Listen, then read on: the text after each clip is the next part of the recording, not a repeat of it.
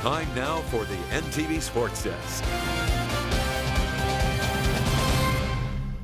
In a game that Nebraska was on the cusp of being in, commencing this afternoon. After pulling the reverse sweep on the Huskers, Penn State was looking to have the Big Ten on top, facing the hosts in Louisville in search of its first ever national title. We go to the KFC Yum Center. Two female head coaches in this match. It'll be the first time a woman ever wins the Natty. You got Penn State's Katie Shoemaker calling, or Louisville's Danny Busboom Kelly. You don't have a choice. It's going to be a lady. Nittany Lions came out throwing a block party early. Who else but Jess Maruzic with the rejection. Huge stuff here on the first set. One of her 4 blocks helps PSU take set 1, 25-23. More from her in a sec. One of the best sets of the season right here. In set 2, look at that score. Not a typo. Ends in the middle where the Cardinals thrive. Hannah Sherman with the block. No one in the nation blocks more than the Cards. They take set 2. Anna DeBeer, who could not play in this match, was pumped. Set 4 would be the last because Maruzic, man, she was just that good this Sunday. Cross court so smooth, unfair. Katie George said it on the broadcast. Maruzic with 29 kills in this match. You kill the ball so much, you're going to win, especially on the biggest stage. Penn State doing so for the 8th time ever. The Nittany Lions bringing back the Natty to the Big Ten, winning the match in the Ville in 4 sets. So you have a great national championship match. Nebraska had the chance of being there, and that's what stings the most. But falling to Penn State in the national semis. One of its best, though, Merritt Beeson, off to the Atlanta 5. The first overall pick in the PBF draft is Big Red. Sports director Darren Winberg caught up with Beeson's new head coach, Caleb Banworth. Hey there, sports fans. Darren Winberg here from Louisville for the NCAA Championship weekend. And guess what, Nebraska fans? You know this face. Pleased to be joined by Atlanta Vibe head coach, Caleb Banworth. Coach, welcome and thanks for joining us. Thank you. It's always good to talk to Nebraska people. You know, number 1 pick, Merritt Beeson. Obviously, you know a little thing or two about Nebraska. Just talk about what she brings to your program. I'm so excited. She is 6 rotations. She's good at every skill. And then on top of that, she's just a great human, really high character, which is important to me as a coach. So, just a jack of all trades, and we're really excited. When you look at the game, how it is now to when you played, is there a drastic difference, or because it hasn't been that long, or do you feel like it's kind of where it was when you were left the court? No, I think it's definitely different. The speed of the game is faster. Offenses are faster. People are hitting harder. I watch footage of me playing, and I'm like, wow, that looks a lot different from what's happening this year. So the game is evolving. That's awesome and exciting, and I can't wait to see how it continues to evolve. Looking at Nebraska, your time in Nebraska, and you have the opportunity to draft someone from Nebraska, was it a no-brainer for you?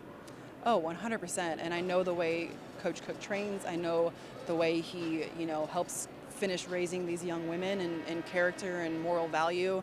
I'm a product of that. I helped coach that and shape it. So all of those morals, values, characteristics of Nebraska volleyball are what I look for in players. So, to be able to handpick Merritt out of Nebraska was really awesome. When you look at the opportunities that girls have nowadays, this clinic, was this around 5-10 years ago, or just the way it's exponentially growth in volleyball? It's got to be kind of crazy. It is crazy, and girls volleyball is the fastest growing sport in America, which is phenomenal. So I had opportunities when I was younger, but nothing like this. I had no idea that professional volleyball was a thing that was possible for me. And even the Olympics, it was just not on a stage that it is now. So to have this now and to have a lot of people still fighting to continue to grow the game is really exciting. Playing libero at Nebraska is a staple. It's a rite of passage. You played it, and you kind of had a hand pick in Lexi Rodriguez. Yeah. Just talk about the talent you saw from her at a young age in junior high. I watched her first when she was in 8th grade, and I was blown away. I mean, her vision, her IQ, her court awareness, her touch, all the things she does really well. She did it as an 8th grader. I was just amazed by her from such a young age. I've been a fan of Lexi's for most of her adult life, even into her. I'm just such a huge fan. I think she's going to be in the Olympics one day. I was honored that she broke my dig records. She deserved it. She's wonderful. I'm a huge fan. Do you get back to Nebraska as much as you would like, let's say, especially being in Atlanta? I don't get back to Nebraska as much as I like. I watch on TV as much as I can. I was at the regionals last year, but I unfortunately don't get to get back that much. But whenever we get the chance to come home, we do. Do you and Coach Cook, obviously you guys have a special relationship, but does he come to you for advice or do you go to him for advice? He's great. He checks on me all the time, and he's been someone I looked up to, and he's a mentor, and obviously played for him and coached for him, so I have a unique perspective there. Not many athletes have said that. You know, Kelly Hunter, Jordan are obviously on his staff now, but it's a unique group where we've seen both sides of him, but I learned something from Coach almost every day, and it was an honor to work with him, and he continues to look out for me and check on me, so he's wonderful.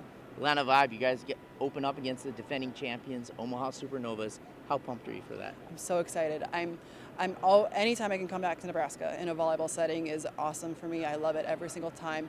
I'm maybe even more excited for Merritt, because it's just going to be so cool for her.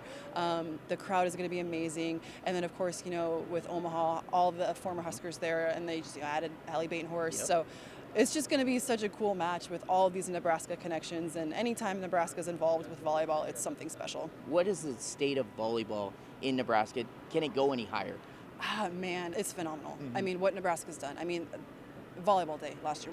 How do you top that, right? And then I think this year was so special because Nebraska was so dominant, you know, all year. And then you have Creighton, who was, I mean, man, they could have easily been here this weekend. I was so heartbroken for them and Coach Booth that they weren't, but it's phenomenal. There's the top volleyball in the country is coming out of Nebraska. So what a cool thing. You heard it here first, and one of the top coaches right here, Caleb Banworth. Coach, appreciate the time. Thank you. Reporting in Louisville, Darren Wimberg, NTV Sports. All right, let's stay talking Veeps. Nebraska's libero queen staying in the good life to begin her pro career. Lexi Rodriguez is signing with Omaha's League One volleyball team. The senior LDS is the Huskers' all-time leader in digs, passing her new teammate Justine Wong-Arantes in the national semifinal on Thursday. Rodriguez will also be teammates with her former assistant coach, Jordan Larson. Omaha's season begins on Friday, January 10th at Houston. All right, so we had a test for Nebraska women's basketball on Saturday. You get a test for UNK men's basketball on Sunday. The Lopers, before heading into the holiday break, had one more game, welcoming in 23rd ranked Metro State. Lopes may be heating up. Marty Levinson and company getting their first D2 win on Friday, the first since December of last year. Roadrunners were cooking, though. Quave props Allison, running it from deep. Left wing Trey, 3 of his 13. It puts MSU up 25-19. Jabrian Hill is being the reason why that UNK stays in games. Staying in this one in particular. Gets the give, goes all the way to the rack. Plenty of that from the redshirt junior, doing so just minutes later. How about off the steal?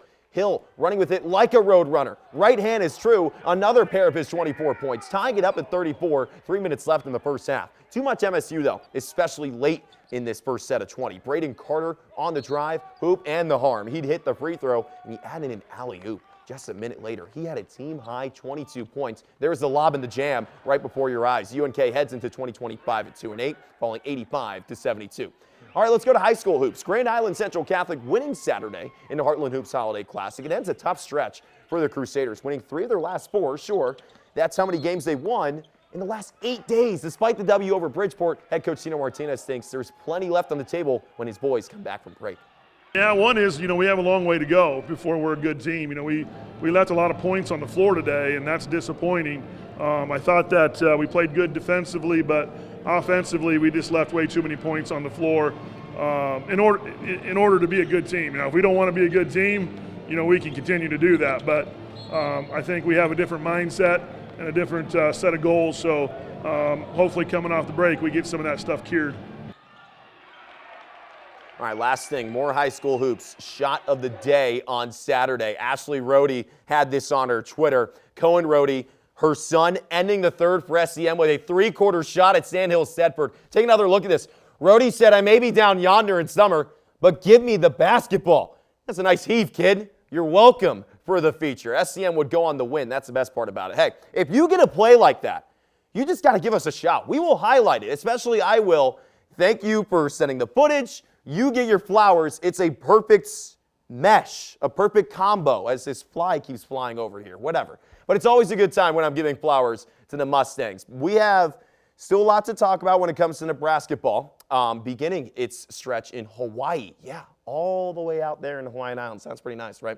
I'll talk about that coming up in the next segment of Sports on Monday. But for now, we'll be right back. Thanks for watching. Please hit the subscribe button. And for the latest news anytime, download the NTV News app.